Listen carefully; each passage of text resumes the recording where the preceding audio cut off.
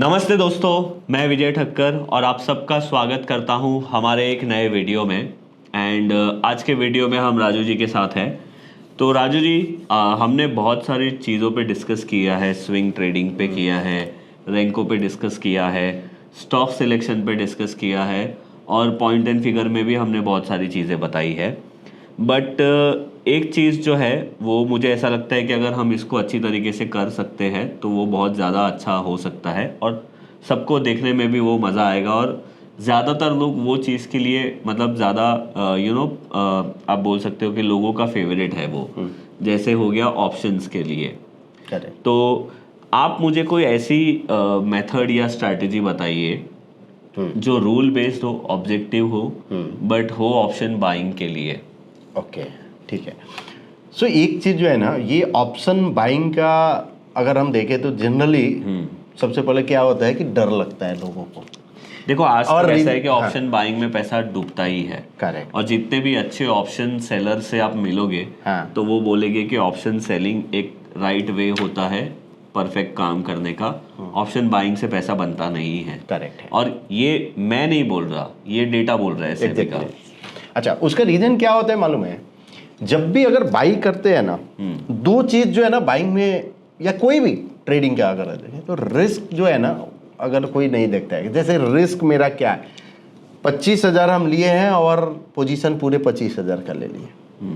तो buying option में जो है ना, ये चीज़ बहुत इंपॉर्टेंट होता है कि रिस्क को आप अपना पोजीशन साइजिंग कैसे आप कंट्रोल करके रख सकते हो। इसका मतलब कम पैसा है, इसका मतलब ऐसा नहीं कि यहाँ के आप कंटिन्यू आप पूरा पोजीशन आप ले सकते। करेक्ट। तो आज हम एक मेथड जरूर बताएंगे और आगे जो है ना, आगे 2-3 और वीडियो जो है हम लोग करेंगे ऑप्शन बाइंग पे, ऑप्शन सेलिंग पे, ये सब पे करेंगे। खासकर बाइंग पे जरूर हम करेंगे, लेकिन रिस्क जो है ना वो इम्पोर्टेंट कंसिडर करके 100%। पोजीशन साइजिंग आपको अपना कंट्रोल करना ही होगा, तभी जाके होगा। अब बाइंग कब करना चाहिए, कब? बिकॉज जब आप बाइंग करना चाह रहे हो मतलब आपको मोमेंटम चाहिए। ऑप्शन बाइंग में ये प्रॉब्लम है ना, ऐसे बोलते हैं कि 33% ही आपका विनिंग चांसेस है ना, और ऑप्शन सेलर का 66 विनिंग चांसेस होता है परसेंटेज। और ऑप्शन बाइंग समझो आपने कोई कॉल खरीदा और आपका व्यू है कि चलो निफ्टी 24,000 जाएगा ये महीने में, और आपने मंथली कॉल खरीद लिया। आपका व्यू राइट भी होता है कभी कभी, तो भी आपको लॉस होता है because of the theta DK. Correct है ना। अच्छा। तो ये एक जो प्रॉब्लम है, अभी आपने जो बोला कि ऑप्शन बाइंग में मोमेंटम बहुत जरूरी है। 24,000 जाएगा ये महीने में, बट कितना फास्ट जाएगा ये बहुत जरूरी है। ये बहुत जरूरी है। अगर वो जाते जाते एक्सपायरी हो गई तो फिर मतलब नहीं तो है। फिर तो मेरा काम बिकॉज आपका थीटा डीके में। अच्छा, एक चीज इसलिए जो है ना, आज जो हम बताएंगे ये कब आपको एग्जिट होना है, ये इंपॉर्टेंट। बिकॉज एंट्री जो है ना सबको आ जाता है। वो जो बोलते हैं ना कि यहाँ की महाभारत में अभिमन्यु का जो हुआ, हाँ, चक्रव्यूह में अंदर तो घुस जाते हैं, लेकिन एग्जिट जो है ना बहुत इंपॉर्टेंट रहता है। करेक्ट। सो आपको एग्जिट होने का भी आपको तरीका होना चाहिए कि हाँ यहाँ पे हमको एग्जिट होना ही है। इसमें कोई दो मंथ नहीं कि ये पहले मंथ में जाएगा 24,000, लेकिन हमको एग्जिट हो जाना है। बहुत ही सिंपल मेथड हम बताएंगे। उसके पहले अगर हम बात करें कि कब मार्केट अगर हम देखें ना, तो एनालिसिस इक्विटी में कब जाना है, कमोडिटी कब है, तो ये तो इंपॉर्टेंट जो हम हमेशा डिस्कस करते हैं, वो आपको आरएस के चार्ट पे होना चाहिए कि इक्विटी आउट परफॉर्म कर रहा है तभी आप उधर आप जाओ। करेक्ट। सेकेंड थिंग आपका होना चाहिए कि ब्रेथ, क्या ब्रेथ जो है कंफर्ट जोन में है ना निफ्टी 50 का, बिकॉज आप एफएनओ में ही ट्रेड करोगे, ऑप्शन में अगर ट्रेड कर रहे हो तो। सो ब्रेथ आपका जो है ना, सेकेंड थिंग जो होता है कि वो इंपॉर्टेंट है कि आपका एक्सट्रीम जोन में नहीं। ओके। एक्सट्रीम जोन मतलब हमेशा हम डिस्कस करते हैं कि 90 के ऊपर। अब जो न्यू व्यूअर्स है उनको थोड़ा सा अगर बता दे कि खाली ब्रेथ का, और तब हम आएंगे। मतलब ये सब हम इसलिए डिस्कस कर रहे हैं कि वैसे भी हमारी बाइंग में प्रोबेबिलिटी कम है, तो हम थोड़ी प्रोबेबिलिटी बढ़ाने की कोशिश कर रहे हैं ये सारे पैरामीटर्स पे ध्यान देके। करेक्ट। अब जब अगर आप देखें, अब जैसे ये निफ्टी 50 का X% का ब्रेथ है, ये X% का ब्रेथ जो है इंडिकेट क्या करता है कि कितने नंबर जो है ना निफ्टी 50 के कितने जो है ये कॉलम ऑफ एक्स में है। अब ये 75 के ऊपर जो आपको जो दिख रहा है और बिलो 25, इसको हम एक्सट्रीम जोन बोलते हैं। यानी इसके ऊपर गया तो आप सिंपल वे में, आप सिंपल वर्ड में अगर देखें तो ओवरबॉट है और ओवरसोल्ड है। इस तरह से एक्सट्रीम जोन बट हम ये बोलते हैं। ये रेड लाइन जो आपको पिंक लाइन जो आपको दिख रहा है ना 75 और 25 के बीच में, ये कंफर्टेबल जोन रहता है जिसको हम बोलते हैं कि ये न्यूट्रल जोन है। अगर इस जोन में है तो आप ब्रेकआउट स्ट्रेटजी आपका वर्क करेगा। ओके, इस जोन से बाहर गया, एक्सट्रीम जोन में गया, तो जनरली ब्रेकआउट स्ट्रेटजी फेल होता है। ओके, तो अब आपको क्या चाहिए? मोमेंटम चाहिए। सो मोमेंटम के साथ साथ अगर ये न्यूट्रल जोन में ब्रेथ है तो ये मोमेंटम फास्ट आएगा। अगर यहाँ पे अगर है तो पॉसिबिलिटी है कि वो फास्ट तो थोड़ा आएगा पर शायद छूट भी सकता है। करेक्ट, ये होता है। तो फेलियर जो बोलते हैं यार ब्रेकआउट तो हुआ था लेकिन फेल हो गया, जनरली आप देखिएगा कि इस फेज में जो है ना इधर जाके होता है। ओके, ठीक है, मतलब ऊपर वाले फेज में हम थोड़ा अवॉइड कर सकते हैं हमारे ट्रेड्स को। करेक्ट है, बिकॉज इधर पॉसिबल है कि अब एक्सट्रीम जोन में है तो अब ज्यादा चांस कम है अब नीचे आने के। मतलब अगेन हम हमारे रिस्क को बचाने की कोशिश कर रहे हैं। तो हमने क्या बोला कि पहले आप इक्विटी में आउट परफॉर्म कर रहे हैं कि नहीं कर रहे हैं वो आप देखिए। सेकेंड आप आइए ब्रेथ को कि ब्रेथ आपका न्यूट्रल जोन में है क्या। अगर ये न्यूट्रल जोन में है अब आप आ जाइए फिर ऑप्शन चार्ट पे। ठीक है, सो हमने क्या किया है कि अब जैसे कोई एक ऑप्शन का चार्ट पहले हम ओपन करते हैं और यहाँ पे एक ओपन किए एक अदानी का, जैसे अदानी आपका। अच्छा एक सेकंड, मतलब हम ऑप्शंस बाइंग का ट्रेड करने वाले हैं, उसकी स्टॉक का चार्ट देख के नहीं ऑप्शन का ही चार्ट। एग्जैक्टली, केवल ऑप्शन का ही चार्ट देखेंगे। ओके, उसका रीजन क्या है आप सोचो। मुझे तो ऐसा लगा आप मुझे बोलोगे अदानी का चार्ट देखेंगे, फिर अदानी का चार्ट अच्छा है तो ऑप्शन बाइंग करेंगे। नहीं, अच्छा उसका रीजन क्या है?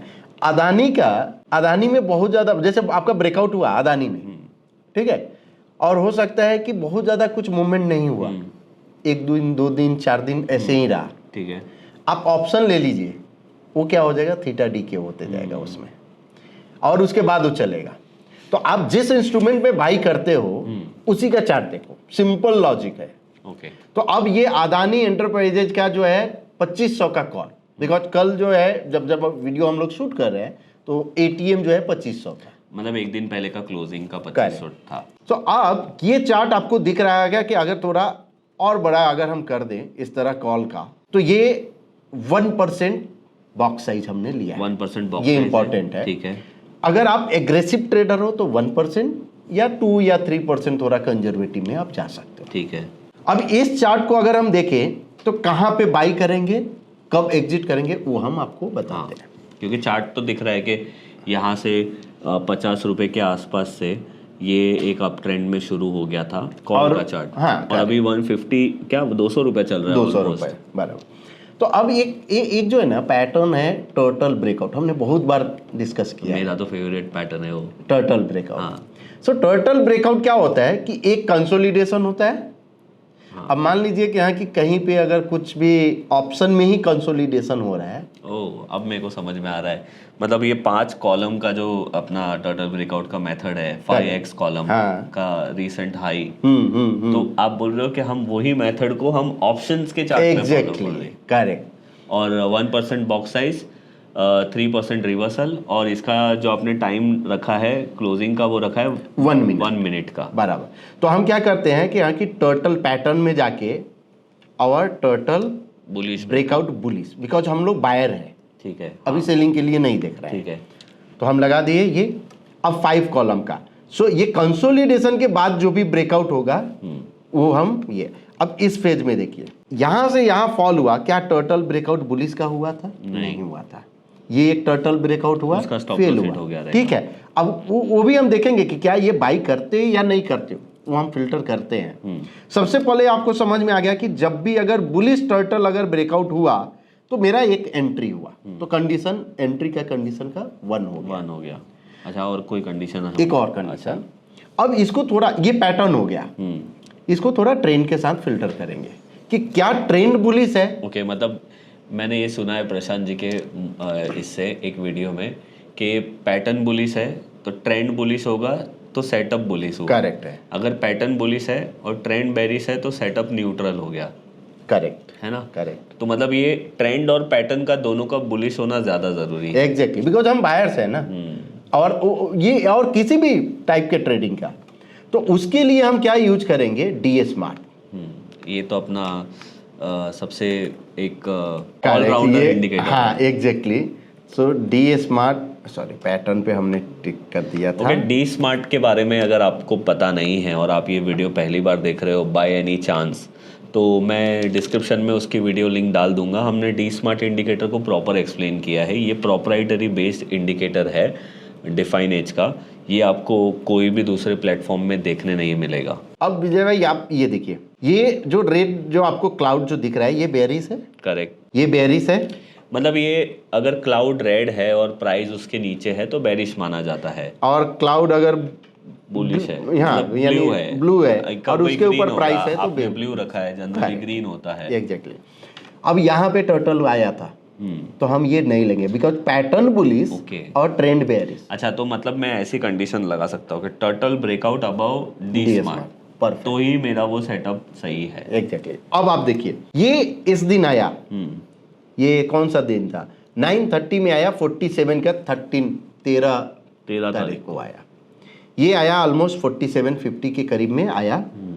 अच्छा, उसके पहले जो आया था वो टर्टल ब्रेकआउट डी स्मार्ट के ऊपर, डी स्मार्ट के ऊपर ही है, ये भी आया। सो आप 990 से 928 का ये कॉलम है। फर्स्ट, सेकेंड ये आया, थर्ड ये आया, फोर्थ ये, फिफ्थ है। अब आप सोचो कि मान लो क्या कि ये फर्स्ट आपका मिस हुआ, हमने बाद में ले सकते, सेकेंड ले सकते हो, लेकिन क्या हम इधर ले सकते हो? मेरा कहने का है कि जब टर्टल अगर आप फॉलो कर रहे हो ना तो टर्टल ही फॉलो करो। तो आप वेट करो, मत फॉलो करो। हाँ, तो वेट करो फॉर टर्टल। क्या फिर इधर आया ना, फिर इधर लो, फिर इधर आया इधर लो, इधर आया इधर लो। ऐसा नहीं कि कभी टर्टल कभी ये कभी ये। बट अभी आप मेरे को बताओ इसमें स्टॉप लॉस क्या रखूं मैं? तो अब एंट्री के लिए क्लियर हो गया। हाँ, अब एग्जिट के लिए सिंपल, इसमें डबल बॉटम सेल ऑप्शन के चार्ट में जो है ना, कभी भी जो डबल बॉटम सेल या हाई पुट ये नहीं चलता है। जब आप करोगे ना एग्रेसिव हो जाता है। आपको कोई इंडिकेटर ऐसा चाहिए जैसे जो डी स्मार्ट इंडिकेटर है कि जब अगर एग्रेसिव होता है तो नजदीक जाता है और कंजर्वेटिव में वो थोड़ा दूर चला जाता है। तो डी स्मार्ट का वॉकिंग लाइन के नीचे जब तक प्राइस नहीं आता है तब तक हम नहीं, मतलब डी स्मार्ट का जो वॉकिंग लाइन प्राइस है that is my trailing stop loss और actual stop loss. Correct, okay. तो ये केस में तो ये बहुत स्मूथली चला है। तो ये अब ये डी स्मार्ट के ये ऊपर में है। अगर एंटर किए 47 पे, अब यहाँ पे आपका वॉकिंग लाइन का जो वैल्यू है वो आपका 43 है। इस केस में तो ठीक है, 4 रुपए ही है, बहुत ज़्यादा नहीं है। 43 का 47 हो सकता है कहीं पे आपको थोड़ा सा ज़्यादा है आपको मिले। अगर वो अब अगर मान लो कि आगे यही 10 रुपए है, तो मेरे रिस्क में अगर 10 रुपए का रिस्क मेरे लिए नहीं बैठता है तो हम छोड़ देंगे, दूसरा काउंटर देखेंगे। ठीक है, बराबर। ऐसा नहीं कि इसी पे रहेंगे। ठीक है, बट ये तो हमने रैंडमली कोई भी स्टॉक को देखा और अभी हम लोग बात कर रहे हैं, पर बात तो यही है ना कि मैं ये फिल्टर कैसे करूं? एग्जैक्टली। तो अब इसका जो है ना, इसका सिंपल स्कैनर आप बना सकते हो। और ये अब कौन सा ऑप्शन में, तो हमने एक ग्रुप दिया है। अब देखिए अब हम आ जाते हैं कि ऑप्शंस के हर स्टॉक्स लिक्विड नहीं होते। अभी मैं नेस्ले का ऑप्शन बाय करूंगा, मतलब समझो वो ट्रेंड में है तो लिक्विड हो सकता है, प्राइस में आ सकता है, बट कभी कभी उसमें नॉर्मली बायर सेलर में इतना फर्क होता है कि मैं उसका रैंडम तो चार्ट में जाके ट्रेड नहीं कर सकता। तो हमने जो है ना एक ग्रुप बना के रखा है जिसको बोलते हैं लिक्विड ऑप्शन ग्रुप। ओके। अच्छा, अब ट्रेड पॉइंट और जोन दोनों में हम दिखा देते हैं। अगर ट्रेड पॉइंट में अगर हम पहले आए, जैसे हम ट्रेड पॉइंट का, यानी ये डेस्कटॉप वर्जन है। हाँ। और तो यहाँ पे NFO सिलेक्ट करेंगे तो स्टॉक ऑप्शन लिक्विड NFO में सबसे नीचे से ग्रुप पहले से बना हुआ है। ये डेली अपडेट हो जाता है, बट EOD अपडेट होता है। EOD correct. हाँ। अब इसमें जो है ना यानी क्राइटेरिया हमने डाला है, वॉल्यूम वो सब डाला है कि ऐसा नहीं है कि ये लिक्विड है और फिर भी ये आएगा। सीधी बात है, लिक्विड है तो लिक्विड वाले ही आएगा। और उसका ATM कॉल और ATM पुट आता है। जैसे अदानी का आपका 2500 का कॉल आया और ये 2500 का, मतलब ये मेरे हिसाब से ये एक्सरसाइज हमें या तो मार्केट खत्म होने के बाद करनी चाहिए, या तो मार्केट खुलते ही ये आपको चार्ट देखने बेटर रहेगा। इवनिंग में आप कर लो तो ज्यादा अच्छा रहेगा। हम लोग ऐसे अपना होमवर्क कर लेंगे कि भाई आज के हिसाब से कौन से स्टॉक की हमें वॉच लिस्ट बनानी है, और फिर हम उसके ऊपर नेक्स्ट डे सिर्फ हमें अलर्ट लगा के ट्रेड करना है। करेक्ट। अब आप एक चीज देखिए, हमने अदानी का कॉल देखा था ना, अब पुट 2500 का आप देखो, ये टोटल ब्रेकआउट आया। हाँ। लेकिन डी स्मार्ट के नीचे था। क्लाउड के ही। अच्छा, अब इसके बाद ये अभी डी स्मार्ट अभी जस्ट ये आ रहा है। हाँ, ये मतलब पुट बाय बन रहा है। अब ये पुट बोल रहा है ना कि 2500 का पुट जो है ना बाई के तरफ ये जा रहा है। हाँ, तो पॉसिबल कि अब यहाँ पे अगर हम बाई अगर मान लो अगर करते हैं तो मेरा जो है मतलब वॉकिंग लाइन आपका रिस्क हो जाएगा। तो रिस्क में अगर बैठेगा तो जाएंगे, अदरवाइज इग्नोर करेंगे। तो ये एक सिंपल मेथड हो गया। अब इसी को अगर हमको स्कैनर बनाना है तो हम क्या करेंगे, यहाँ पे अब अर्जुन पे हम आपको बता देते हैं कि एनालिसिस में हम आए और सिस्टम बिल्डर, यहाँ पे पॉइंट एंड फिगर हमने किया, करेक्ट, क्रिएट सिस्टम बिल्डर, और मेरा आई थिंक बना हुआ होगा, देखो हम बता देते हैं बुलिश अबव टोटल, ये डी स्मार्ट है, ठीक है। अगर इसी को एडिट अगर हमने कर दिया तो दिख गया कि price above walking line at 0 हमने रखा डी स्मार्ट का, और टोटल ब्रेकआउट बुलिश एट 1 यानी 0 रखा कि टोटल ब्रेकआउट भी हमको 0 पे ही आए, और 1 और 2 डाल दिया तो ये आपका अपडेट हो गया। ठीक है। अब इसी को हम क्या करेंगे, जो लिक्विड ऑप्शन जो ग्रुप जो है उस पे हम रन कर देंगे। जैसे आप प्राइस स्कैनर में आएंगे, पॉइंट एंड फिगर स्कैनर, और यहाँ पे हम क्या करेंगे, एफएनओ फ्यूचर, और उसमें जो है हम ग्रुप जो है हमने लिक्विड जो ऑप्शन जो है नीचे का स्टॉक ऑप्शन लिक्विड कर दिया। करेक्ट। उसके बाद वो माई में मेरा आ जाएगा जो बना हुआ है। आप अगर देखो तो टोटल ब्रेकआउट ये रहा, बुलिश टोटल ब्रेकआउट, इसका खाली हमको परसेंटेज चेंज करना है, 1 कर दिया, और आप फ्रेश करोगे तो ये फ्रेश पे आ जाएगा, और इसको हमको स्कैन कर देना है। अब 174 स्कैन करके देखते हैं कि क्या कोई फ्रेश में आया है क्या नहीं आया है। ओके, तो ये सिंपल ये हो गया। अब आपको ये स्कैन है, अब ये सेम आप उसको ऑटोमाइज भी कर सकते हो, बिकॉज आपको रूल मिल गया ना अल्गोस्ट्रा में। एग्जैक्टली रूल मिल गया कि हाँ कि आपको डी स्मार्ट के ऊपर टोटल ब्रेकआउट होता है तो मेरा एंट्री करो, और डी स्मार्ट के नीचे एग्जिट कर दो। तो ये कंडीशन को उल्टा करके हम पुट बाय का भी कर सकते हैं। तो मतलब अल्गोस्ट्रा में उल्टा नहीं करना है, बिकॉज पुट में भी तो बाय ही करना है। हाँ, आपको नहीं पुट में हमको टोटल ब्रेकआउट बाय ही रखना है। एग्जैक्टली, आप जैसे एक्चुअली उल्टा नहीं करना है। हाँ, बट 2 स्ट्रेटेजी बना देनी है। एग्जैक्टली, एक बुलिश और एक बेयरिश। हाँ, आप वैसा करो। Correct, got it. तो आप अच्छा, आपका एक ही में भी आपका ये हो जाएगा, बिकॉज आपको क्या होगा, आपका ग्रुप तो एक ही है ना, आपको अलग अलग भी करने की क्यों जरूरत है। आप समझे कि नहीं। आप समझो आपका जो बुलिश जो है ये अब जैसे ये अदानी एंटरप्राइज, ये क्या करेगा, ये देखेगा कि पुट में आया 2500 का पुट, टोटल ब्रेकआउट, और एंटर करो। ओके। अगर आपको सेल करना है तो अलग आपको जाना पड़ेगा ग्रुप, ये बाई के लिए हो गया, ये सेल के लिए अलग हो गया। स्ट्रेटजी एक ही से हो जाएगा आपका। तो ये बुलिश स्ट्रेटजी आपका, ये बेरिश का ये हो गया। जैसे अगर एक दो और है, अब यहाँ पे देखो, ये बाई टोटल के ऊपर अदानी पोर्ट्स है, उसके बाद ये एग्जिट हुआ, फिर से आपको एंटर किए, प्योर इंट्राडे करना है, 3:30 बजे तक आप एग्जिट होके शांति हो जाओ, फिर से अगले दिन अपॉर्चुनिटी, ये गैप अप दिया।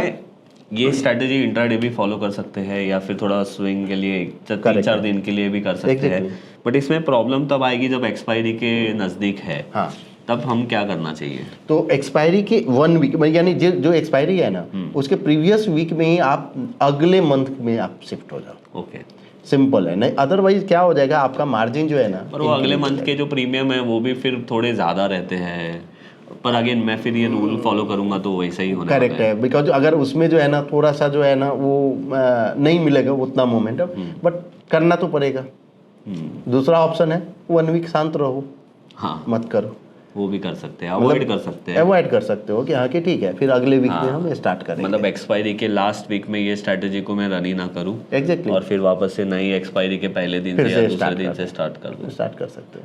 तो ये एक सिंपल स्ट्रेटजी है जहाँ पे आपको मोमेंटम और ट्रेलिंग दोनों आपको मिल जाता है। सही है, बट ब्रेथ आपको ध्यान में रखना है कि ब्रेथ का कंसर्न जो है ना बहुत ही इंपॉर्टेंट है कि उसको न्यूट्रल जोन में रहना चाहिए। ओके राजू जी, मज़ा आया ये वीडियो देख के। अभी आपने बोला कि अल्गोस्ट्रा में इसको ऑटोमेटेड कर सकते हैं, तो हम नेक्स्ट टाइम बताएंगे कि उसको कैसे ऑटोमेटेड कर सकते हैं। तो अगर आपको ये वीडियो अच्छा लगा है तो आप नीचे कमेंट्स में ज़रूर बताइए। अब देखिए, हमने यहाँ पे कोई बड़ा काम नहीं किया है। हमने पहले ऑप्शंस को फ़िल्टर कर दिया कि भाई हमें सिर्फ लिक्विड ऑप्शंस में ही काम करना है। उसके बाद हमने ब्रेथ देख लिया, उसके बाद हमने ऑप्शंस का चार्ट देखा और उसमें एक बाइंग कंडीशन डाली और उसको फ़िल्टर करने के लिए एक इंडिकेटर डाल दिया डी स्मार्ट। तो ये आप समझो ये मेथड कितनी अच्छी है। अगर आप रैंडमली कोई भी ऑप्शंस के ट्रेड कर रहे हो और आप अगर ऐसे ऑप्शंस बाइंग के ट्रेड करोगे तो थोड़ा आपका चांसेस बढ़ सकता है।